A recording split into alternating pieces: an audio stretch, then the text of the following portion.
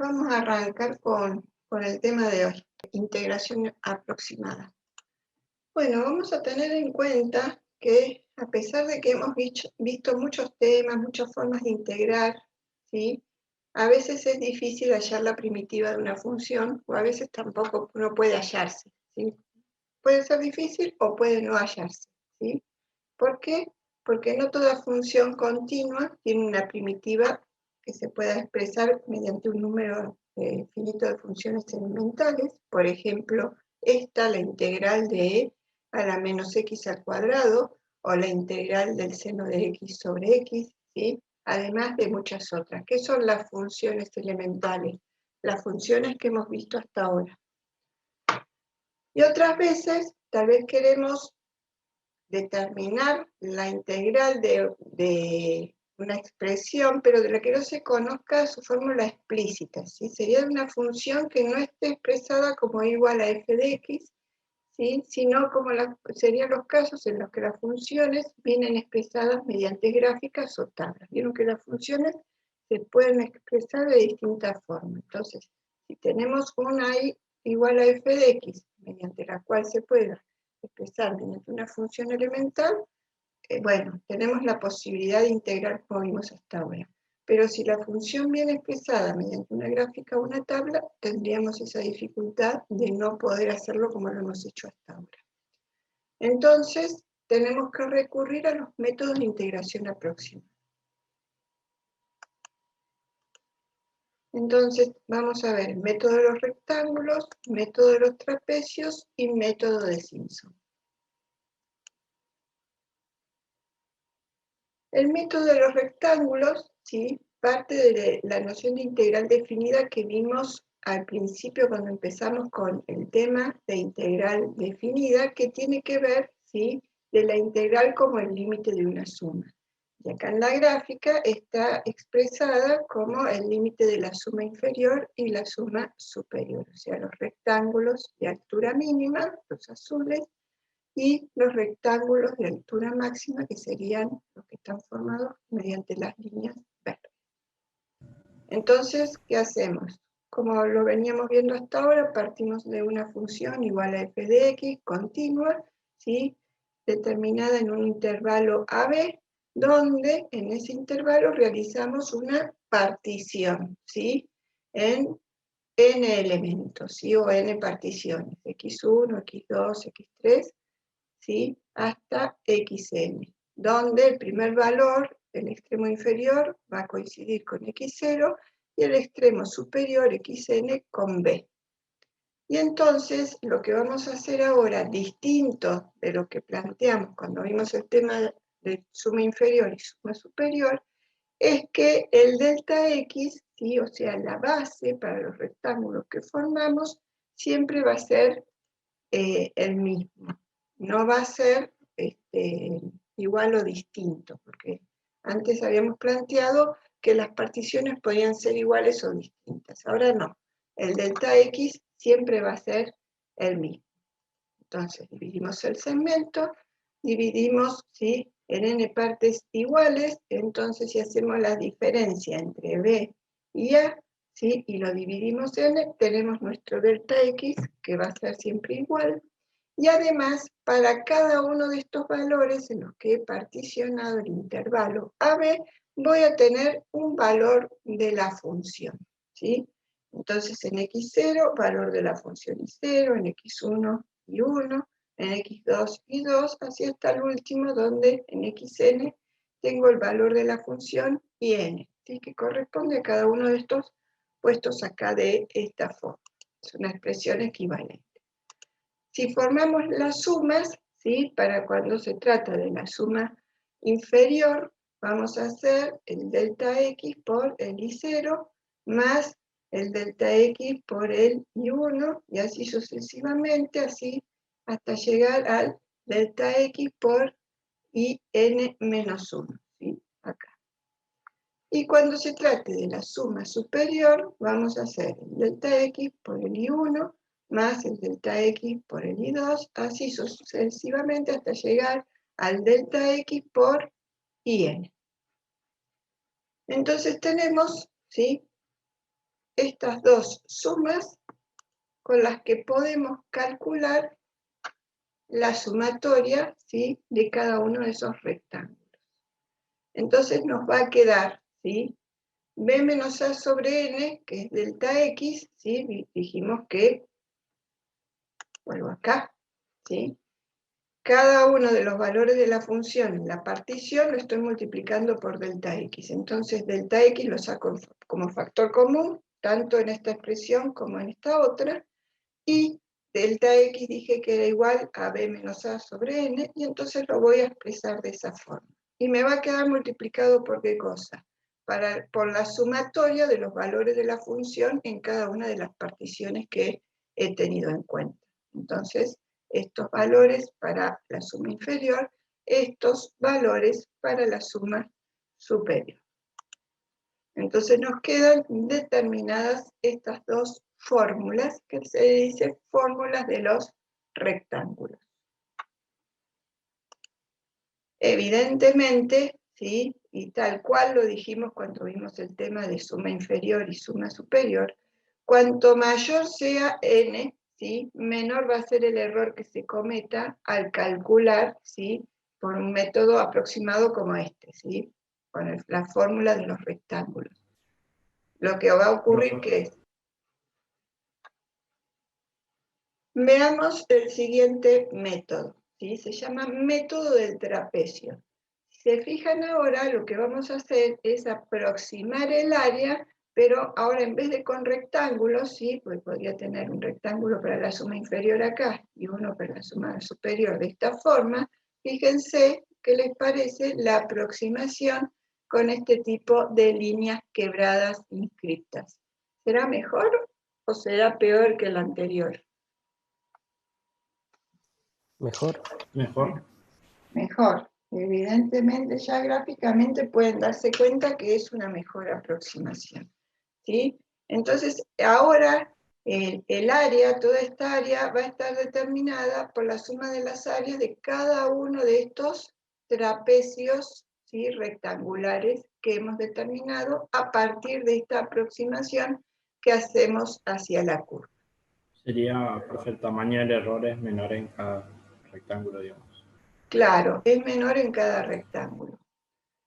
Entonces, nuevamente, el intervalo AB lo particionamos en n intervalos iguales, o sea que quiere decir que el delta X en todos los casos es igual. Y el área de cada trapecio rectangular la vamos a calcular de esta forma. ¿Qué vamos a hacer? La altura, ¿sí?, el valor de la función en I0 más el valor de la función, el valor de la función en X0, que será I0, más el valor de la función en X1, dividido 2, ahí voy a tener una altura media, multiplicado ¿por qué? Por la base, ¿sí? Así sucesivamente para cada uno de los casos, ¿sí? Entonces, I0, si es altura, más I1 dividido 2, tengo una altura media, multiplicado por el delta X, que es la base. Luego, ¿cómo va a ser? I1, ¿sí?, más I2 dividido 2, altura media, por la base, o sea, el delta X. Así sucesivamente hasta el último, acá tendremos IN-1, toda esta altura, más IN dividido 2 por delta X, que será esa base. Entonces así tenemos determinado, ¿sí?, las áreas de cada uno de los trapecios rectangulares. Y para poder determinar el área total en forma aproximada, vamos a realizar la sumatoria de cada uno de esos, de las áreas de cada uno de esos trapecios rectangulares. Entonces, definimos la sumatoria y luego de eso vamos a reexpresar. Delta X lo tenemos en todos los términos, o sea que lo podemos sacar como factor común. Delta X habíamos dicho que era B menos A sobre N. Y nos queda, ¿sí?, cada uno de estos términos dentro del paréntesis, los cuales los vamos a reexpresar de esta forma. ¿Qué quiere decir esto? Si ustedes se fijan, si este 2 que tenemos en cada una de las divisiones lo distribuimos según cada uno de los términos que tenemos en el numerador, vamos a tener i0 sobre 2 más i1 sobre 2 más i1 sobre 2 más i2 sobre 2, así sucesivamente hasta llegar a in menos 1 sobre 2 más in sobre 2. Y lo que hacemos, ¿qué es? Sumar los extremos, o sea, i0 sobre 2 más in sobre 2, ¿sí? Entonces eso decimos que lo llamamos extremos sobre 2. Y luego, fíjense qué pasa acá, voy a tener i1 sobre 2 más i1 sobre 2, o sea, tengo 2 y 1 sobre 2. Entonces, ¿cuánto es eso? Y 1. uno, claro. Acá va a volver a pasar lo mismo, voy a tener i2 sobre 2 más i2 sobre 2. Entonces voy a tener 2 y 2 sobre 2, entonces tendré i2. Y así sucesivamente. Eso va a pasar tanto, ¿sí? Entonces, como les acabo de mostrar recién, tanto con los i que tienen subíndice impar como los que tienen subíndice par. Entonces lo que digo es, sumo p, o sea, p, ¿sí? Son los términos con subíndice par, más los términos con subíndice impar. Eso es, resumidamente, lo que dice esta expresión.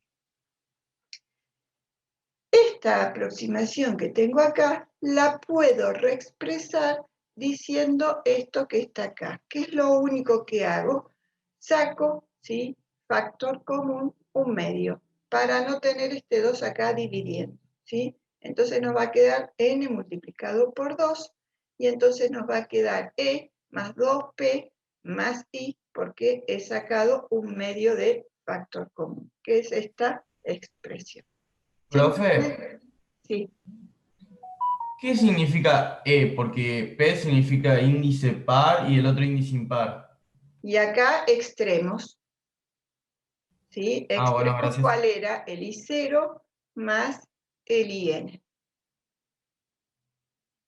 ¿sí? Bueno, entonces, simplemente con sacar 1/2 de factor común, lo que hacemos es expresar un poco más simplemente esta parte, ¿sí? Del cálculo.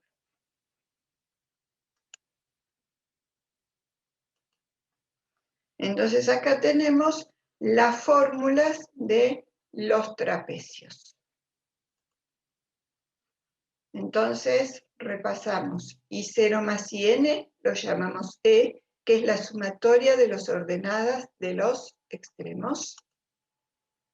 I1 más I3 más IN menos 1, así sucesivamente hasta IN menos 1, es lo que llamamos I, que es la sumatoria de las ordenadas de subíndice impar.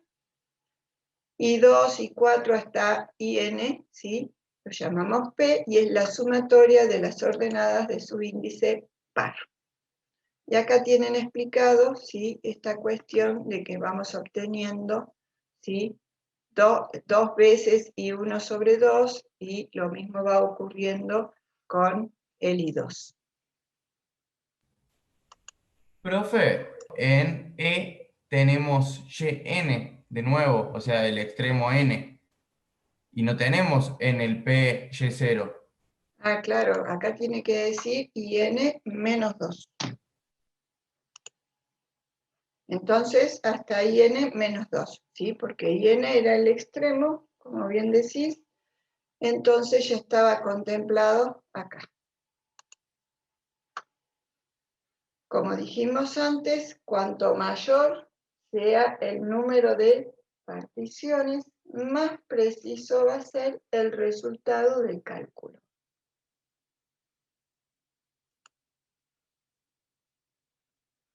Y como dijimos antes, ¿sí? Vamos a tener menor error con el método del trapecio que con el método de los rectángulos. Eso quiere decir que vamos a obtener un valor más exacto. Vamos a desarrollar otro método, que es el método de Simpson. En el método de Simpson, la aproximación, en vez de realizarla con rectas, la vamos a realizar mediante una parábola de grado 2. Entonces, para esta función y igual a f de x, lo que vamos a hacer es aproximar con una parábola de grado 2 la superficie, ¿sí?, bajo la curva y entre estos dos valores y la parábola que estamos considerando. Entonces lo que vamos a hacer, sí es importante para poder realizar el cálculo con el método de Simpson, es particionar el intervalo AB en una cantidad par, ¿sí? Entonces vamos a ir tomando de a 3 puntos. Tomo x0, x1 y x2. Y aproximo con esa función el área bajo la parábola de grado 2, ¿sí?, el eje X, y tomando en el eje X los valores x0 y x2. Entonces, cada 3 puntos voy a realizar una aproximación. La siguiente aproximación la realizaré, ¿sí?, para esta superficie, tomando los puntos x2, x3 y x4. Y por último, en este caso, tomaré los siguientes 3 puntos para realizar una aproximación a esta curva, también con la parábola de grado 2. Acá la parábola de aproximación, ¿sí?, está presentada de esta forma, pero puede ser, ¿sí?, que acá en este caso tenemos que aproximar con la parábola positiva, acá tendremos que aproximar con una negativa, y acá también, ¿sí? Se presenta en forma genérica de esta forma para ver cómo van a ser los valores que vamos a tomar y a determinar. Entonces, esa parábola con la que aproximamos, ¿sí?, tiene la forma igual a x cuadrado más bx más c, donde vamos a decir, ¿sí?, acá tenemos eje x, eje y, ¿sí?, lo tomamos de esta forma y vamos a determinar el punto, ¿sí?, cada 3, acá tenemos x0, x1, x2, entonces x0 va a corresponder a menos h y vamos a tener un valor de ordenada p0. x1, en este caso, va a corresponder a 0 y vamos a tener un valor de ordenada P1. Y x2, ¿sí?, para esta primera aproximación que vamos a realizar, va a corresponder a h y ahí vamos a tener un valor de ordenada, ¿sí?, que corresponde al punto P2. O las ordenadas las llamamos I0, I1, I2. Entonces, nuevamente, como veníamos diciendo hasta ahora, dividimos el segmento AB en un número par de partes iguales y vamos a tener el área bajo la curva de los segmentos x0, x1 y x1, x2, que se sustituye por el área limitada por la parábola del segundo grado. Por cada 3 puntos consecutivos vamos a obtener una aproximación. Y la ecuación de la parábola va a pasar por estos puntos como recién vimos en el gráfico. Entonces, lo que vamos a hacer es calcular la integral definida en el segmento menos HH, ¿sí? Esto que hemos planteado acá, que dijimos que tenía su equivalencia con la función original y según los puntos que habíamos escogido, que eran x0, x1 y x2. Entonces, planteo la integral entre menos h y h para la función cuadrática, que es la función de aproximación, ¿sí? Entonces, simplemente estoy calculando mi primer, ¿sí?, aproximación para el segmento entre x0 y x2, ¿sí?, que era equivalente a esto que estoy tomando acá. Calculo la integral, ¿sí? Entonces me va a quedar constante por x cubo sobre 3 más constante por x cuadrado sobre 2 más la constante por x. Esta expresión, esta primitiva, la tengo que evaluar entre menos h y h. Entonces acá determinamos la primitiva en el extremo superior, simplemente reemplazamos todas las x por h, menos la primitiva en el extremo inferior. Entonces reemplazamos nuevamente acá todas las X por H. Aplicamos la regla de Barrow. Y luego de eso, distribuyendo el signo negativo que está acá delante del paréntesis, obtenemos esta expresión. Luego de eso, podemos reducir esta expresión de esta forma, ¿sí? Acá tenemos... Profesor, sí, me parece que se le saltó un menos ahí. acá se saltó ese. Bien. Entonces ahí nos quedaría menos. Perfecto. Claro, era eso, no, profe. Bien, bien, gracias. Entonces acá tenemos h cubo sobre 3 por a, y acá tenemos h cubo sobre 3 por a. Entonces nos queda 2/3 a h cubo. Acá tenemos menos bh cuadrado sobre 2 y más bh cuadrado sobre 2 se cancelan, y acá nos queda c por h más c por h, 2c por h. Esta expresión, ¿sí? Lo único que hacemos es para sacarle, ¿sí? H, acá tenemos H y H como factor común, ¿sí? Un factor común es H, y para no tener acá en este término dividido 3, sacamos 1/3 de factor común entre los dos términos, así nos queda esta expresión entre paréntesis sin fracciones, ¿sí? Entonces, si sacamos 1/3, acá nos va a quedar el 2a por h cuadrado, y acá nos quedará el 6c porque lo dividimos.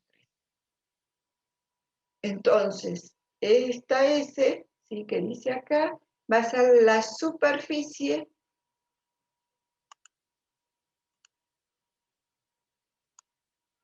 para esta primer parte, ¿sí? Esta primera aproximación que vamos a realizar. Esa superficie la hemos determinado, ¿sí? Considerando nuestra parábola de aproximación, ¿sí? Y la notación que usamos para la parábola de aproximación. Ahora, ¿qué necesitamos? Determinar los valores de los coeficientes A y C.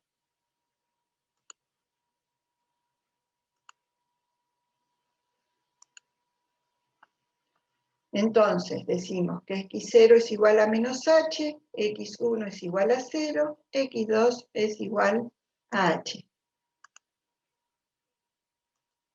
Como lo habíamos planteado acá, ¿sí? x0 es igual a h, x1 es igual a 0, x2 es igual a h. Así es como dijimos que íbamos a nombrar cada uno de los puntos para realizar la aproximación con esa parábola.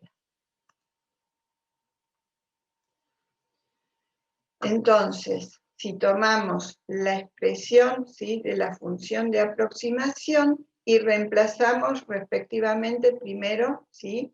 Teniendo en cuenta que el x0, ¿sí? Entonces, que x0 es igual a menos h, ¿no?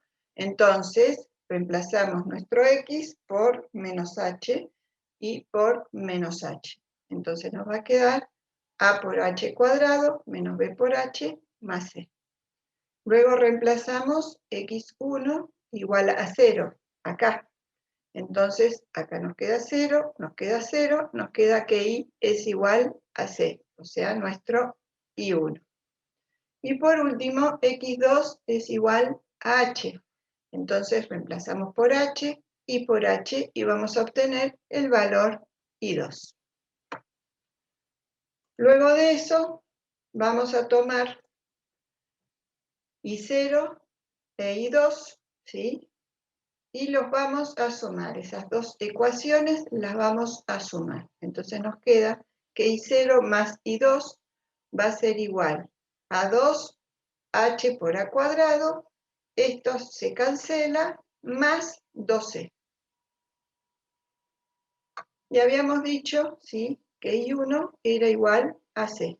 Entonces este valor c que tengo acá lo puedo reemplazar por y1, que está hecho en este lugar. Y además voy a despejar, entonces, de esta ecuación que me quedó, el valor de A. Entonces, me queda I0 más I2, paso restando 2 y 1, y paso dividiendo 2 por H cuadrado. Entonces nos queda esta expresión. Entonces, ya tengo los dos valores que quería determinar, el valor de A y el valor de C. C va a ser igual a I1 y el valor de A va a ser igual a esta expresión.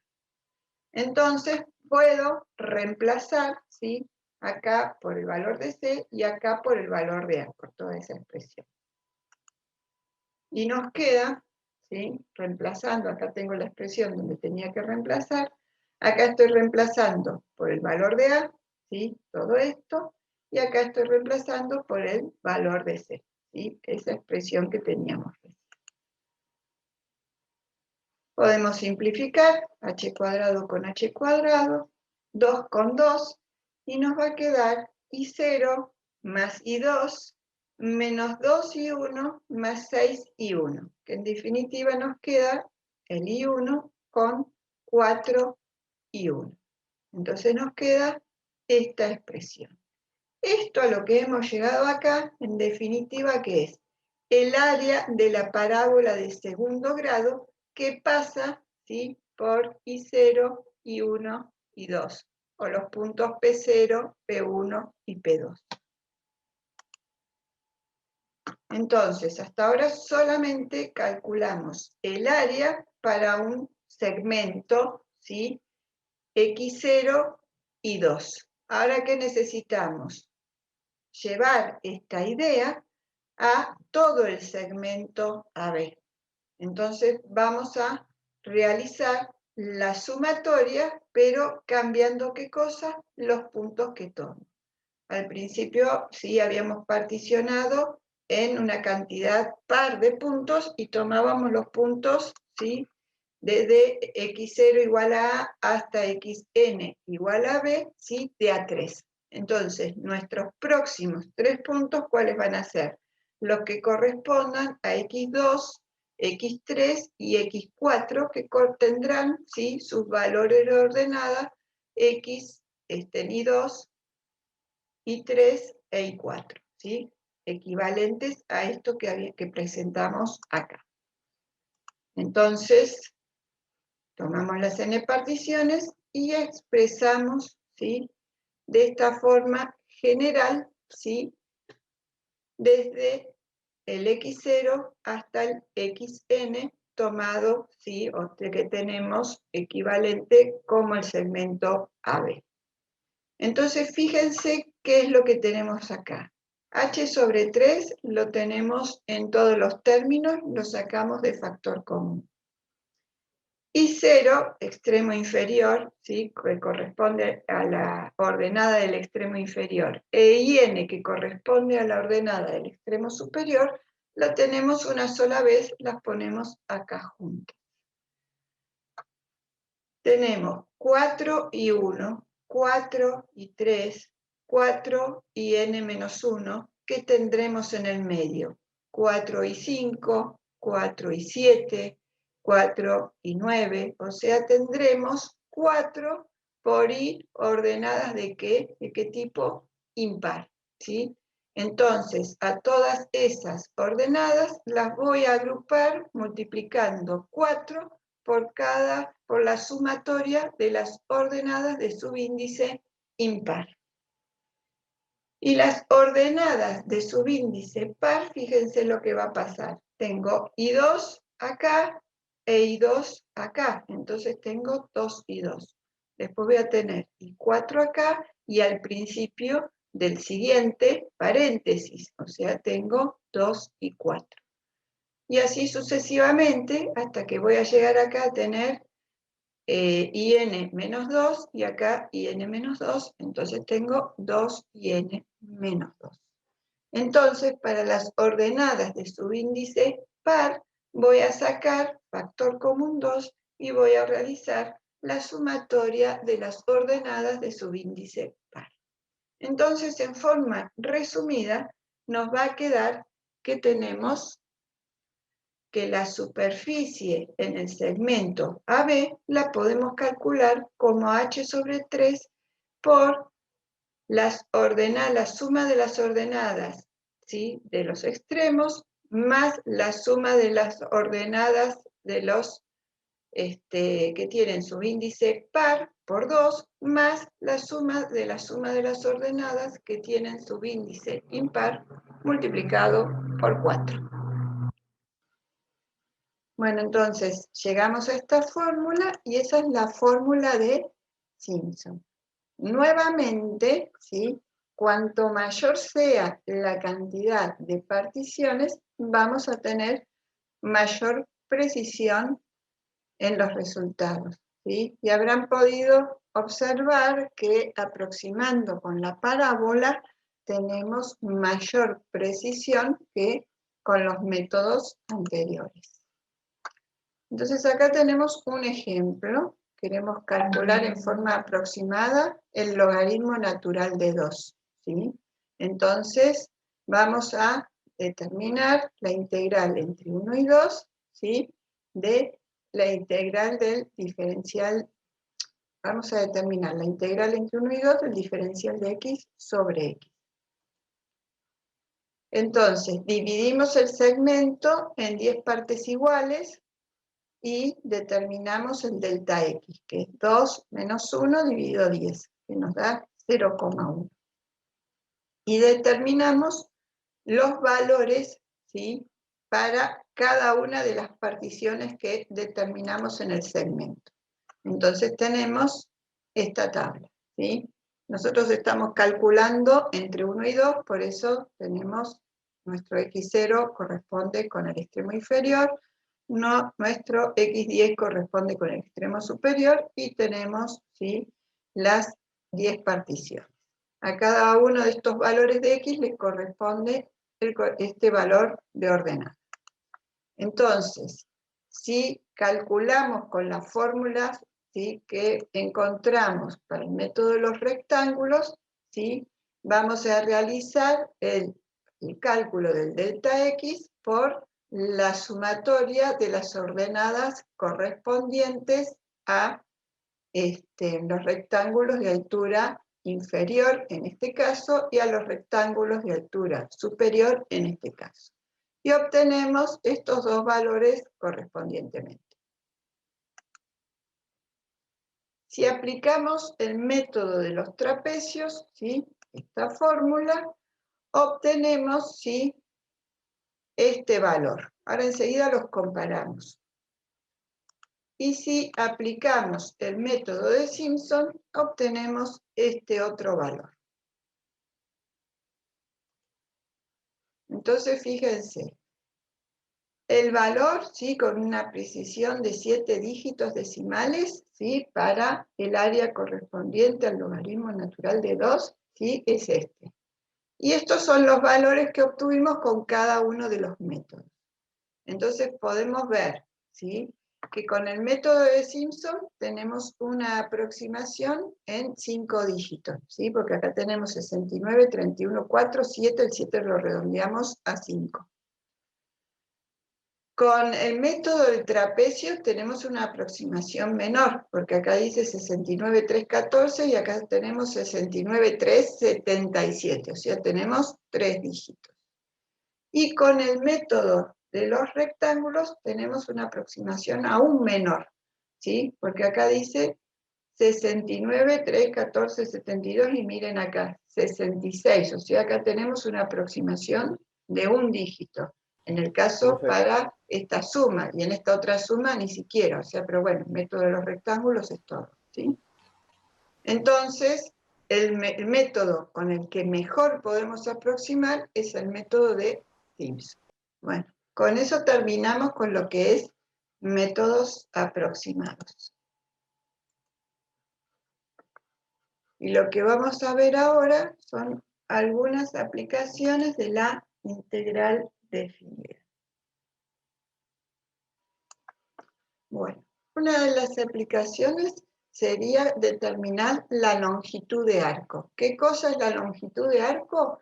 ¿Cuánto mide esta curva? ¿Sí? Calcular cuánto mide la curva entre A y B. Entonces, para realizar ese cálculo, vamos a tomar las ideas que venimos, ¿sí?, utilizando hasta ahora, que es, ¿sí?, ese intervalo, ¿sí?, particionarlo en n particiones, en este caso iguales o distintas, ¿sí? Y vamos a ver de aproximar, ¿sí?, mediante estas rectas inscritas, ¿sí?, dentro de la curva. Siempre partimos de una función continua, ¿sí?, que queremos determinar, ¿sí?, cuál es la longitud de arco de esa función en el intervalo AB y siempre donde A es menor que B.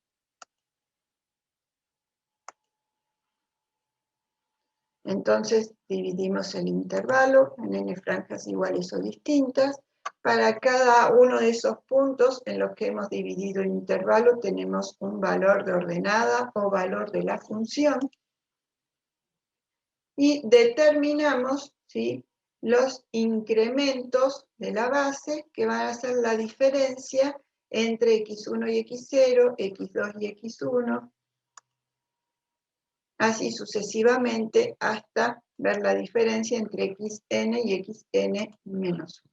¿Sí? Lo vemos acá, diferencia entre x1 y x0, tenemos un delta x1, diferencia entre x2 y x1, un delta x2, así sucesivamente, hasta que hacemos la diferencia entre xn y xn menos 1, y de esa forma obtenemos nuestro delta de xn.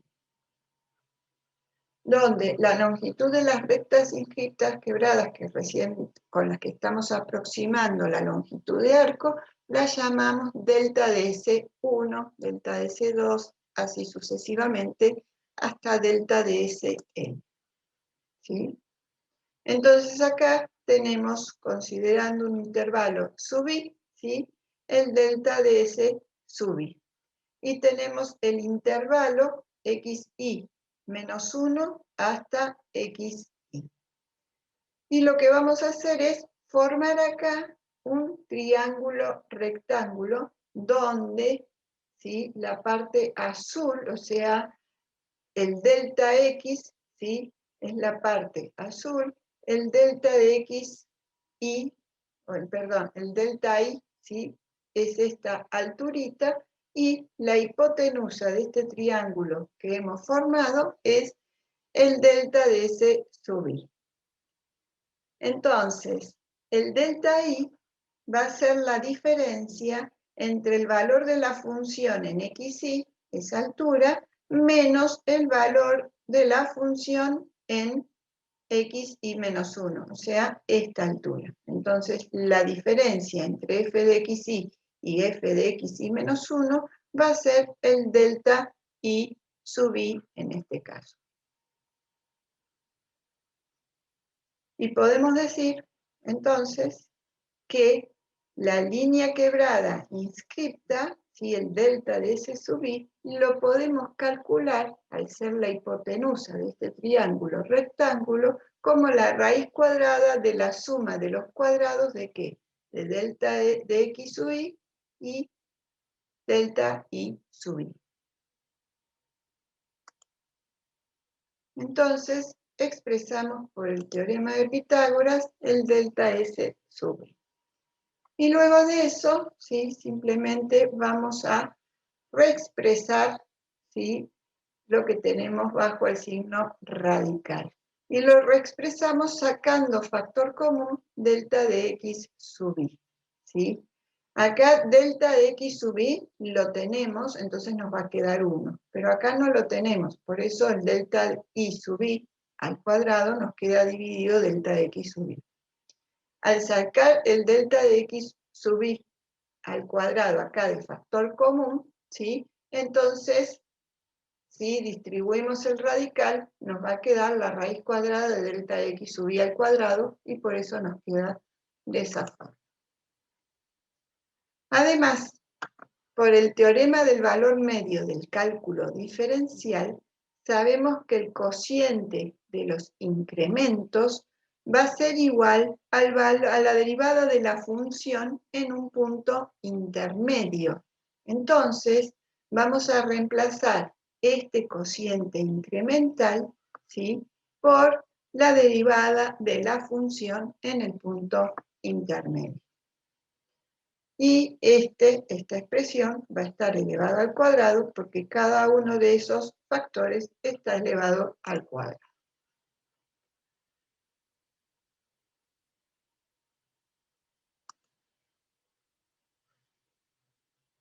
Entonces, luego de esto, ¿sí?, acá tenemos el valor aproximado, ¿sí? Este solito es el valor aproximado, pero para un rectángulo, perdón, una línea inscripta, ¿sí? Vamos a poner acá, ¿sí? Es el valor aproximado para una sola de estas rectas. Lo que nosotros necesitamos es determinar el valor aproximado para cada una de esas rectas o líneas inscritas en la curva. Entonces,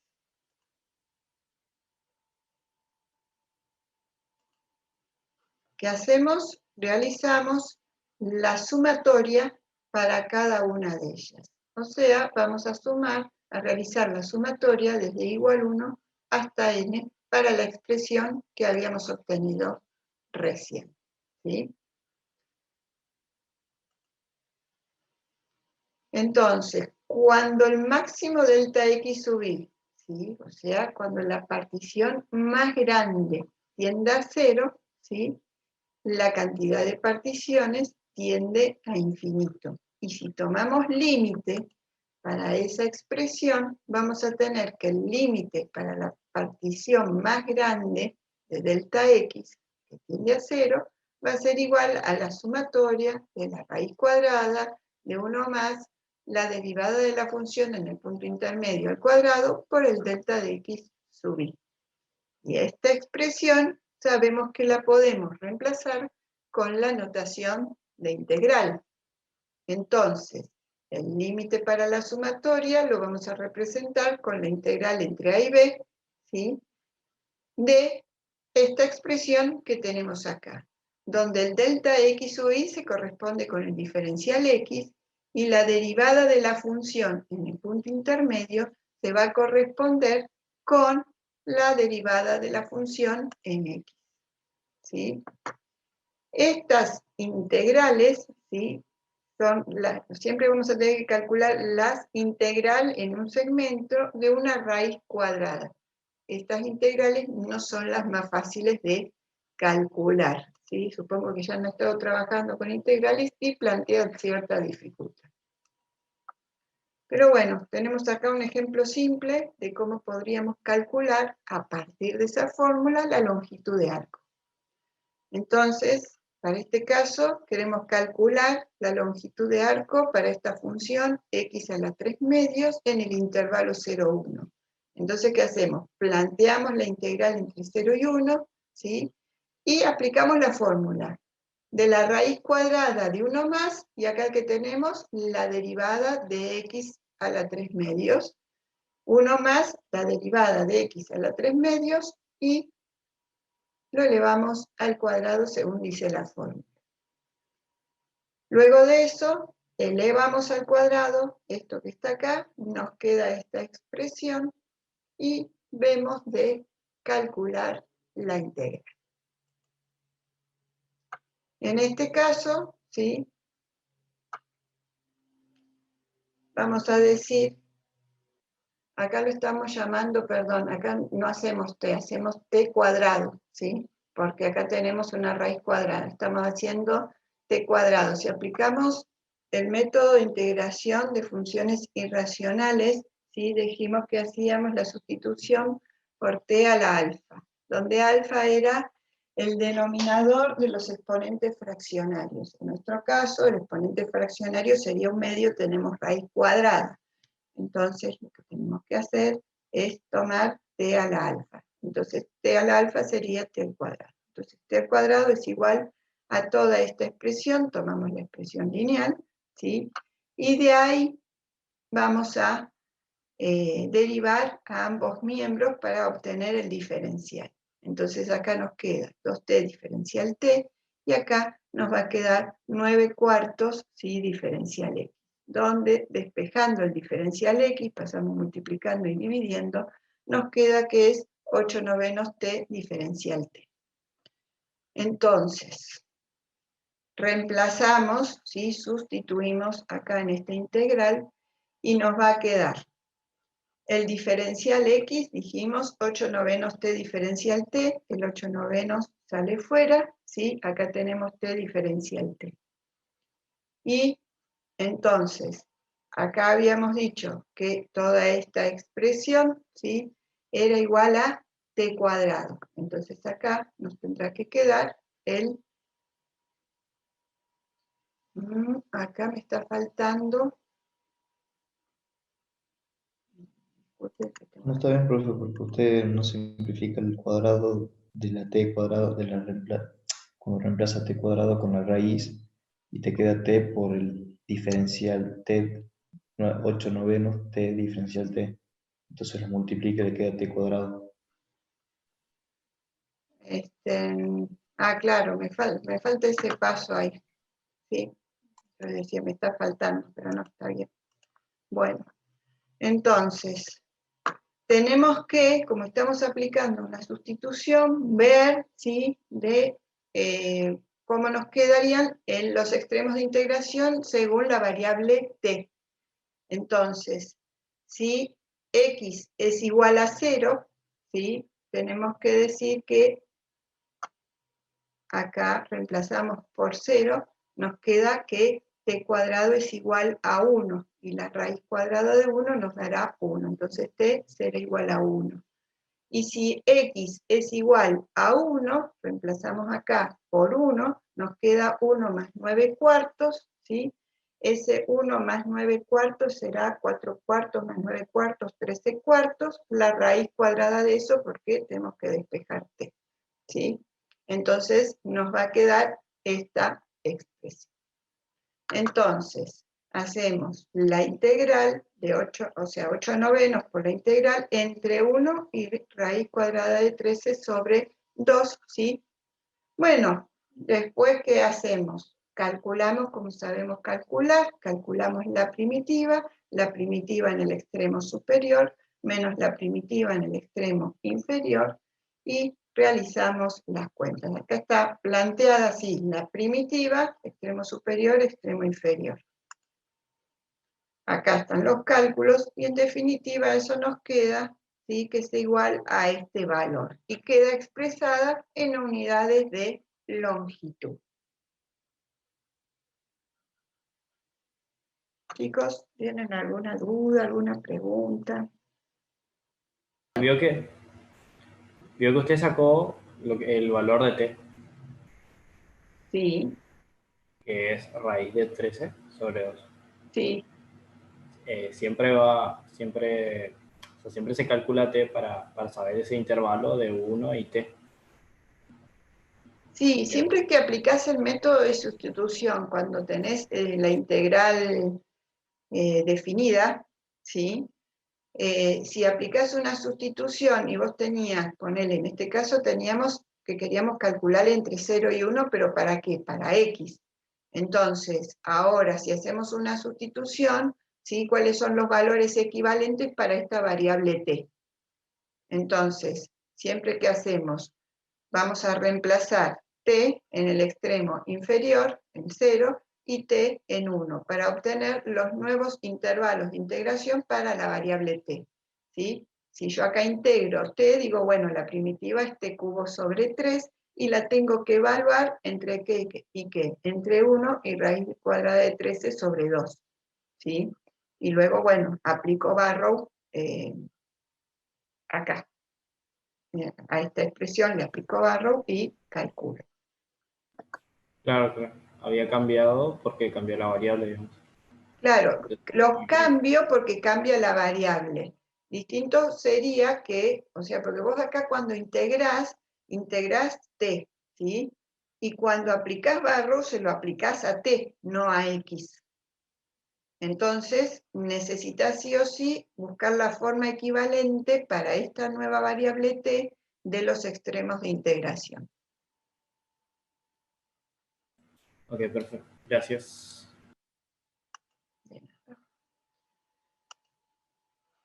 Bueno, y otra aplicación de la integral definida, aparte del área que lo habíamos visto al principio, como área, ¿sí? Y sus distintas interpretaciones según la ciencia en lo que se aplique.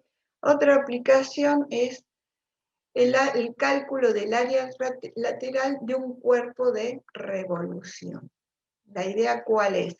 Que nosotros tenemos una función igual a f de x, que la vamos a hacer girar a través de un eje, ¿sí? Por ejemplo, en este caso el eje x, y al girar, ¿sí? Esa curva, esa función, va a generar, ¿sí? Un área de revolución. Fíjense que si esta figura que se forma acá la diéramos vuelta, podríamos pensar que puede ser un vaso, por ejemplo, ¿sí? O que es un vaso que está acostado, ¿sí? Profe, Sí. ¿este es el concepto de cónicas en álgebra? Bueno, no es una cónica. Sí, ya entiendo, pero digamos, a eso se refiere, algo similar, como una línea, bueno, una función sería que gira alrededor de un eje. Esta es una función, ¿sí? O una curva que gira alrededor de un eje. Cuando tenemos las cónicas, lo que planteamos, así como lo define en el material de cátedra, que tenemos un conjunto de puntos que cumplen con determinadas características. Claro, en el caso de las cónicas es una recta. Un- En realidad, las cónicas tenés la circunferencia, Sí, pero la función que gira alrededor del eje es una recta, digamos. claro, lo que pasa es que no es que hay algo que gira en las cónicas. En las cónicas, ¿qué pasa? Cuando definís una circunferencia, ¿qué cosa decís? Que se trata de un conjunto de puntos que se mantienen a una distancia constante respecto de un centro, y ese es el radio, ¿sí? No es que la cónica gira a partir de una recta. La cónica cumple con la característica de que cada uno de sus puntos en la circunferencia están a la misma distancia de un centro. O en la elipse, cada uno de sus puntos, ¿sí? Es igual a la suma de dos distancias, ¿sí? La distancia del punto genérico a cada uno de los focos, ¿sí? Y que se mantiene constante y, bueno, mayor que la distancia entre focos. ¿Se entiende? O sea, no hay un giro, sino que Sí, se cada entiende. uno de los puntos se conforma a partir de esas características o esas definiciones. En cambio, bueno, como decíamos en este caso, ¿sí? El área de revolución se genera a partir del giro de una curva, ¿sí? Respecto de un eje. En este caso, ¿sí? Yo les voy a mostrar una curva, ¿sí? Que va a girar respecto del eje,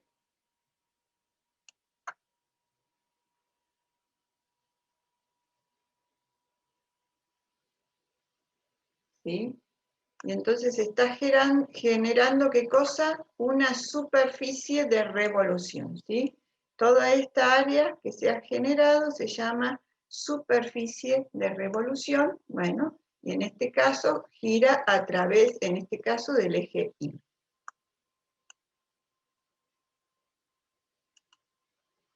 Entonces, volviendo a nuestro plano, ¿sí?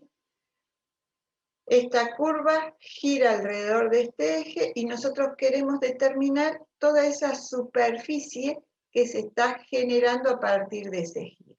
Entonces vamos a realizar una aproximación. ¿Con qué? Con un tronco de cono. Entonces, acá tenemos, ¿sí? Graficado nuestro tronco de cono. Acá aproximamos, ¿sí? Al borde de esa superficie. Y para una partición y cualquiera tenemos x sub y menos 1. Tendremos una altura acá, f de x sub y, un valor de ordenado de función, f de x sub y menos 1. Y acá f de x sub y.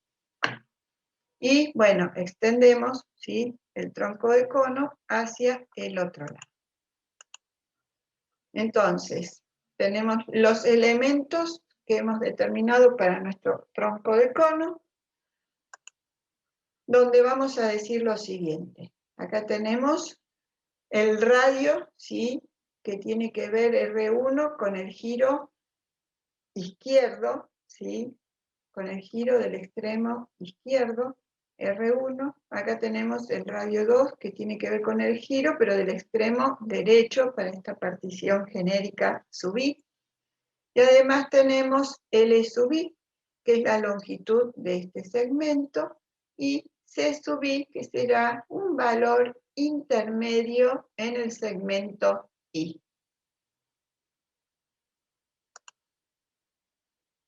Y al girar alrededor del eje de revolución, entonces dijimos que genera este tronco de cono, donde llevando, ¿sí?, el cálculo, ¿sí?, de la superficie de un tronco de cono, ¿sí?, vamos a estar llevando ahora el cálculo de la superficie del tronco de cono al lenguaje, ¿sí?, que estamos poniendo acá para la partición sub i. Entonces, la superficie para el tronco de cono lo calculamos como 2pi por radio por L, ¿sí? Nuestro radio, ¿qué característica tiene? Tenemos el radio para el giro, ¿sí?, del extremo izquierdo y el radio para el giro del extremo derecho. Entonces, el radio lo vamos a calcular como un radio medio. Sumamos los dos radios y lo dividimos 2. Y vamos a ver ahora cómo vamos a calcular L, para nuestro caso, LL sub i, ¿sí?, esta recta que aproxima, ¿sí?, en el cálculo de la superficie del tronco de cono. Nosotros aproximamos con el área del tronco de cono, pero acá tenemos esta parte que vemos que aproxima a la parte de la curva. Entonces, L sub i, nuevamente, como vimos antes, y esta es nuestra delta X, y acá tenemos nuestro delta Y, que va a ser la diferencia entre el valor de la función en xy y el valor de la función en xy menos 1, vamos a poder comenzar a plantear el cálculo. Entonces, nuevamente, como hacíamos hasta ahora, la función es continua en el intervalo AB, ¿sí?, y realizamos n particiones, ¿sí?, donde A corresponde con x0 y B corresponde con xn. Y vamos entonces a tener en cuenta estos elementos que recién comentamos en el intervalo sub i. El delta de x sub i, que es el ancho, el radio i, que era el radio medio, y la longitud del segmento LI. Entonces, decimos que la longitud del segmento LI la vamos a poder calcular por Pitágoras, teniendo en cuenta la raíz cuadrada de la suma de los cuadrados de los catetos, según lo vimos recién en la figura. Y por el teorema del valor medio del cálculo diferencial, sabemos que el cociente incremental, ¿sí?, es igual al valor de la función en un punto intermedio. Pero si despejamos delta i a que es igual a la derivada de la función en un punto intermedio por el delta x. Entonces, este delta i, sub i en este caso, lo vamos a reemplazar por la derivada de la función en el punto intermedio por el delta x. Y lo elevamos al cuadrado porque está elevado al cuadrado. Y luego de eso, distribuimos el cuadrado, ¿sí?, en cada uno de los factores de este producto, y obtenemos esta expresión. Y a partir de ahí, vamos a sacar delta de x sub i al cuadrado como factor común, y nos va a quedar también fuera del radical porque nos queda la raíz cuadrada de esta expresión al cuadrado. Entonces, nos queda 1 más la derivada de la función en el punto intermedio elevado al cuadrado. Entonces, tenemos la longitud, ¿sí?, para el intervalo sub i. nosotros queremos calcular la superficie del tronco de cono. Entonces, determinamos cómo era el radio sub i y determinamos cuál era la longitud del segmento sub i. Entonces, vamos a reemplazar en la fórmula de la superficie del tronco de cono. Entonces, ¿qué nos va a quedar? El 2pi por el radio, que el radio habíamos dicho que era un radio medio, ¿sí? Que lo habíamos calculado de esta forma, que en definitiva va a ser f de c sub i. C era un valor intermedio, ¿sí? Entre x sub i menos 1 y x sub i. Acá tenemos el gráfico, mejor que esto, imposible, ¿sí? Entonces, reemplazamos, ¿sí? Por f de c sub i, para ese valor intermedio, y L sub i, el segmento, la recta sub i, la habíamos calculado de esta forma, entonces L sub i lo reemplazamos acá. En definitiva, con todo esto que acabamos de hacer, solamente tenemos la superficie del segmento I.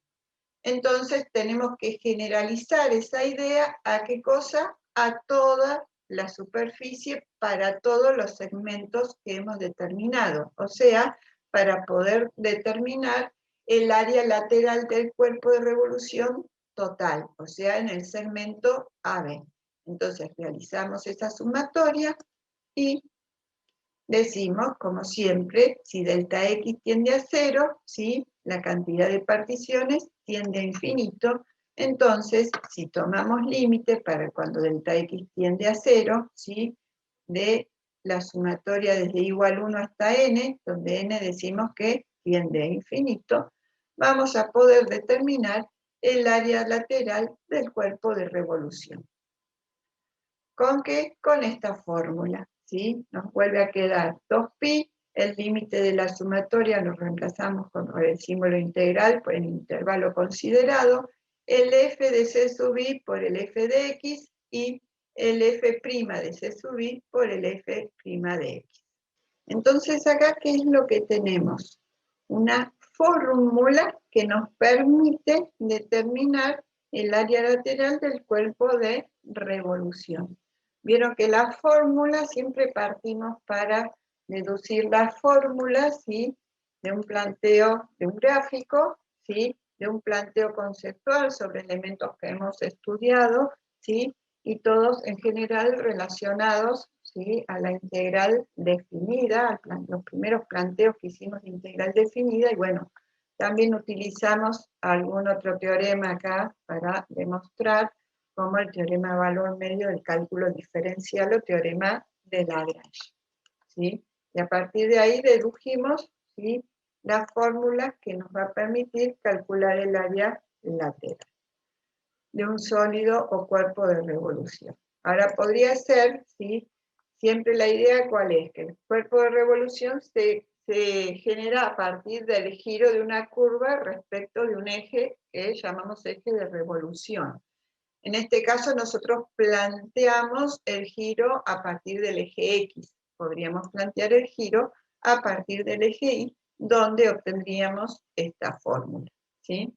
¿En qué difieren? Que acá tenemos f de x y acá tenemos x. Y además, ¿sí? De poder encontrar el área lateral de un cuerpo de revolución, también podríamos determinar el volumen.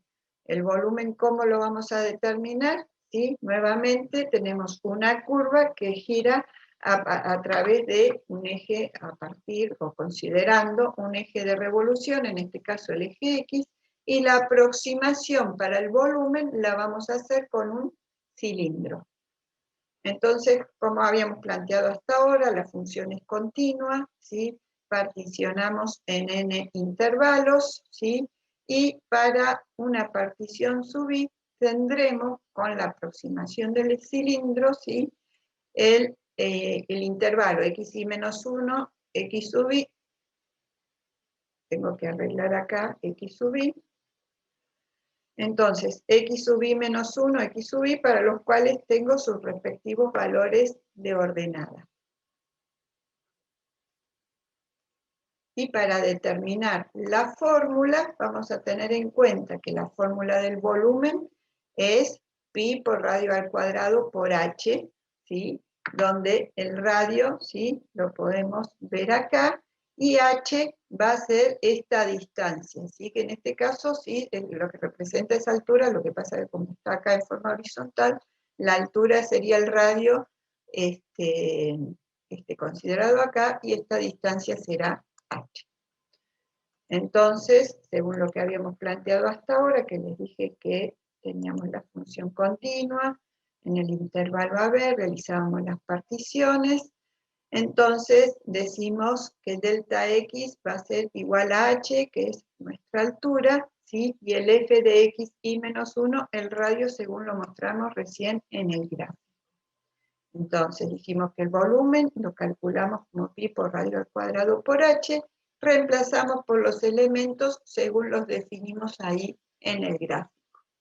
Entonces, el valor de la función en x y menos 1, que era el radio, y delta de x sub i, ¿sí? Que corresponde a h. Nuevamente, ¿sí? Decimos que esto será para el volumen para la partición I. Necesitamos realizar la sumatoria para todas las particiones, así vamos a tener el valor aproximado del volumen total, y cuando delta x tiende a 0, n tiende a infinito, entonces planteamos nuevamente el cálculo del límite de la sumatoria, que lo llevamos a la expresión de integrales. En definitiva, nos queda para calcular el volumen, ¿sí? Que tenemos que realizar el cálculo de pi por la integral entre a y b de la función elevado al cuadrado por su diferencia. Y acá, bueno, tenemos un ejemplo donde queremos determinar el área y volumen de revolución generado por la gráfica de esta función, que es igual a x al cubo, que es la misma que les mostré recién en el GeoGebra. Entonces lo único que tenemos que hacer es tomar la fórmula, ¿sí? Calcular en este caso la derivada y reemplazar. Bueno, reemplazar f de x y bueno, aplicar un método de integración, lo paso más rápido, ¿sí? En este caso está directamente integrado por tabla, por más que acá está puesto cuánto es t y cuánto es el diferencial t, está hecho directamente por tabla porque acá afuera sí tenemos la derivada o casi la derivada de lo que está acá, porque la derivada de 1 más 9x a la cuarta es 36x cubo, y como acá afuera tenemos el x cubo, ¿sí? Lo único que hay que hacer es agregar y compensar el 36, ¿sí?